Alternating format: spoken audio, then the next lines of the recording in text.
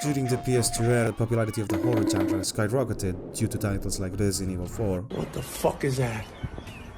What the fuck is that? A fucking... Or Silent Hill 2. It looks like grandma, the fucking thing! I was a young teenager by then, and I still didn't have the balls to touch any of those games. But once I turned 18, it was different. Now I was a man, so I downloaded Silent Hill 2.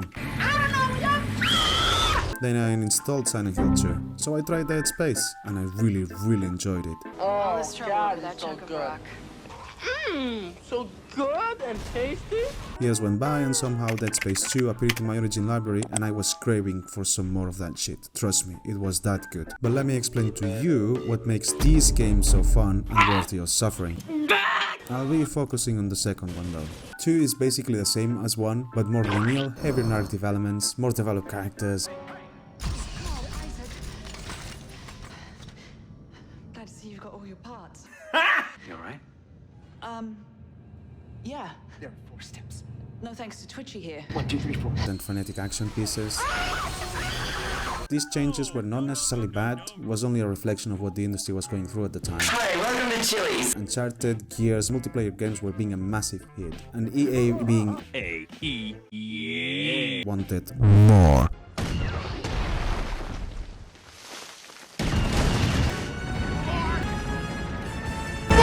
Visceral understood what makes a good game, so even the orders of these money whores, they managed to pull a quality product. That's a 10. But we all know how that turned out.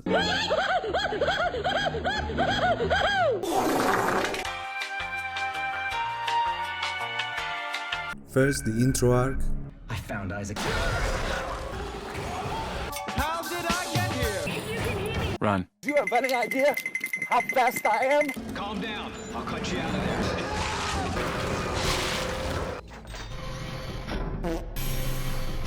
Then there is the central arc where things take a dramatic turn. Gotcha, bitch!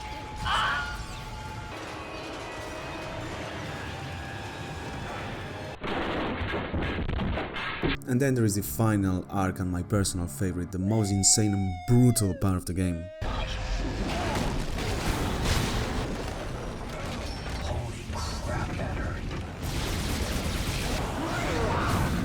Holy Jesus! They told me you were necessary. Wait a minute! Who are you? I felt like I was given a context of what the Dead Space universe is like. We got the Scientology church. Hello and welcome. You've probably heard of Scientology. I don't care. I don't care. I don't care. I don't care about your goddamn religion. We learned more about the space satisfier and someone taught Isaac to talk, Isaac Clarke, is that you? My name is Jeff. My name is Dana. which at first I didn't like, but since Dead Space 2 has more dialogue, I understand the change they made. It would be kind of weird if everyone talked to Isaac and he never answered. Kill a chicken in one bite. One bite, get it? Are you listening to me? I look into your eyes and I can't tell whether you're getting anything I'm saying. Isaac was left traumatized and with severe PTSD from his last vacation to the UK. It's just shit. He lost his girlfriend and now he will have to go through more pain. While he deals with hallucinations, Who that? Nigga, what? Nigga, English. I'm sorry, I'm here to kill you. Oh, okay. crackheads and other adversities. I really like how the game tells you the story. At any time we have boring ass cutscenes or overwhelming shit exposition. The sleeping world. To see well, you're replicant. I don't like where this is going. Dylan, the Aqua fell into the realm of Dexys when The camera never leaves Isaac's perspective, keeping his point of view at all time.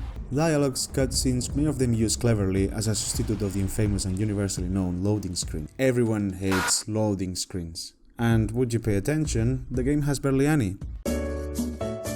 Ellie, she never really interacts with the gameplay and mostly stays plot conveniently as a background character, and the same goes for Strauss. And that's a shame really, as they actually do have some major part to the overall events, but all happens off camera. Ellie goes through some fucked up shit and we get to know her the more the game progresses. We gain her trust and eventually her vagina. What?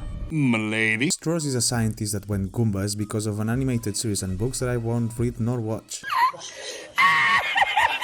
I would rather die. But as far as I know, he was exposed to the space dildo and killed his family because of that. Won't it, little fella? He has the same symptoms as Isaac, but Strauss is far more affected by it than him. And he may cause some trouble, but you know, nothing Isaac can't handle. Bye, have a great time. But then there is Nicole. And whenever she shows up, it feels more like a less annoying version of Cortana. Could you watch me die? No. Well. And depending on your bullshit tolerance, she might get into your nerves. Shut up!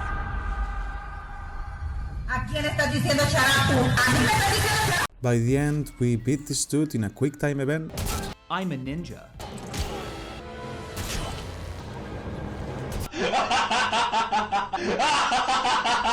And then, after quite a shit boss fight, which turns out to be Nicole, well, the space dildo that took the shape of Nicole so it could get into Isaac's head. Now, time to die. What? I don't know. By then I was too high to be able to focus on the story anymore. What is drugs? At the end, Isaac gets the fuck out of there. Your butt is magnificent. And well, overall, his future looks brighter now.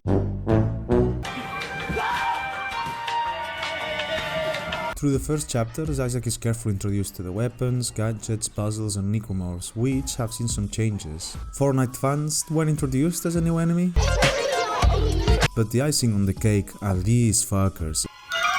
Possibly the best new addition to the game. Hey! I'm not afraid anymore! Do you hear me? I'm not afraid anymore! In the first game, stages were bigger with more room to move around, and since the levels were designed to make you go back and forth, the enemies you left behind you would have to face later, and that's why I like that structure more than the new one. Well, hang on, you've just... No, I like it. This is brilliant, but I like this.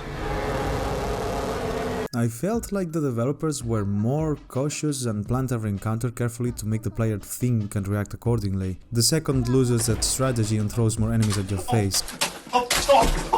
But wait, are you tired of smashing skulls and cracking bones? There you go, a little puzzle for you. Or a stage of zero gravity. Or an audio log with some lore in it, or a quick time event. I was surprised at how Dead Space 2 controls the rhythms. There is platforming, puzzles that are an entire stage. All this was already in the first game, but it's good to see it coming back in a more spectacular way. You can pretty much complete the game with the plasma cutter. It is clear that this gun is the one that developers used to design the enemies and most of the gameplay and mechanics. Used either to throw stuff to other beings, solve some puzzles using the environment, and when you run out of ammo it could save your ass, so you better get used to it. The stasis ability is basically cheating. Oh, this is gonna be fun!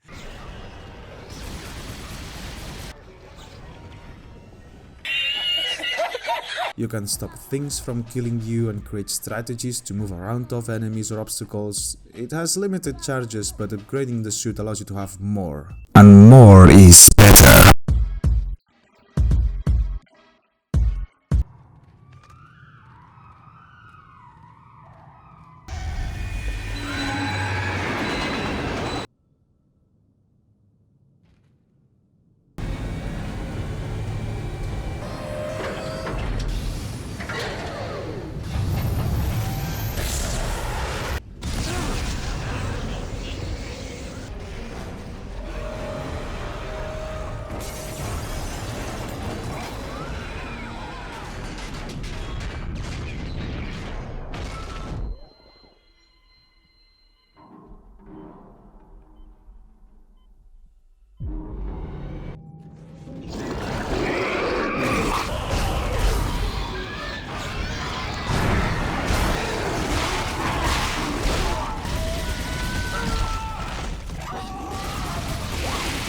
Yes. Blink, motherfucker!